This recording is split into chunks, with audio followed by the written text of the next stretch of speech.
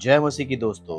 कैसे हैं आप? आज बहुत ही विशेष टॉपिक के साथ मैं आपके पास आया हूँ। बाइबल में क्या आपने कहीं पर भी ऐसा सुना है कि स्वर्ग में हम मसीहियों को हूरें मिलेंगी? जी हाँ, जो हमें आकर्षण और आकर्षित करेगी। ये एक आम धारणा है जो खास करके इस्लाम में बहुत प्रचलित है। लेकिन सवाल ये है, क्या बाइबल में भी हमें हूरों का जिक्र मिलता है? क्या स्वर्ग में ऐसी हूरें होंगी या स्वर्ग का अर्थ कुछ और है बाइबल के हिसाब से? इस वीडियो में हम इसी रहस्यमय सवाल का जवाब तलाश करेंगे। क्या बाइबल हमें ये बताती है या कुछ और बताती है? चलिए हम वीडियो की ओर आगे बढ़ते हैं। स्वर्ग के बारे में जब हम बाइबल को देखते हैं तो हम पाते हैं कि बाइबल में हुरों का कोई भी जिक्र नहीं है, जैसा कि इस्लामिक संस्कृति में बताया गया है। बाइबल का वर्णन हमें स्वर्ग को एक पवित्र, आनंदपूर्ण और परमेश्वर की उपस्थिति से भरी जगह के रूप में बताता है, जहां हमें ना सिर्फ शांति मिलेगी बल्कि परमेश्वर का अद्वितीय अनुभव होगा, यानी कि परमेश्वर का उपस्थिति का आनंद मनाएंगे हम वहां पर। लेकिन हूरों का कोई भी कॉन्सेप्ट बाइबल में नहीं मिलता। बाइबल इस बारे में हमें स्वर्ग के बारे में क्या कहती है? सबसे पहले हम प्रकाशित वाक्य 21 का 4 में ऐसा लिखा, और वे उनकी आंखों से सारे आंसू पोंछ डालेगा, फिर ना मृत्यु होगी, ना शोक, ना अकोश और ना पीड़ा, क्योंकि पहली बातें चली जाती है। इस आयत के हिसाब से हम देखते हैं कि बाइबल स्वर्ग के बारे में ऐसा बताती है कि वह बेहद ही शांतिपूर्ण और खूबसूरत जगह होगा, जहां पर ना तो रोना होगा, ना ही मौत होगी, ना कोई शोक, ना ही कोई पीड़ा होगा,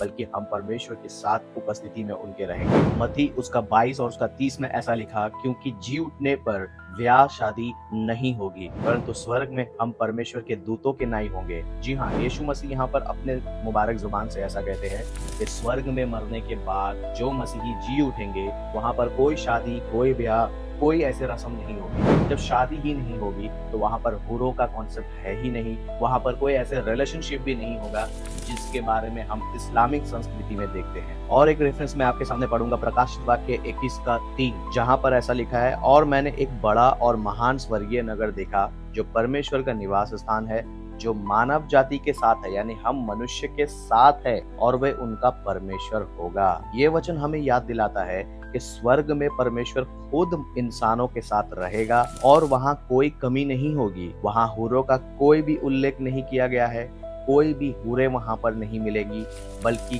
केवल और केवल परमेश्वर की उपस्थिति में हम सब आनंद मनाएंगे। तो मेरे दोस्तों, स्वर्ग के बारे में बाइबल हमें स्पष्ट रूप से यही बताती है कि वहां पर हम परमेश्वर की उपस्थिति में रहेंगे और वह एक अद्वितीय अनुभव होगा। बाइबल में हूरों का कोई भी जिक्र नहीं मिलता, जैसा कि इस्लाम में पाया जाता है।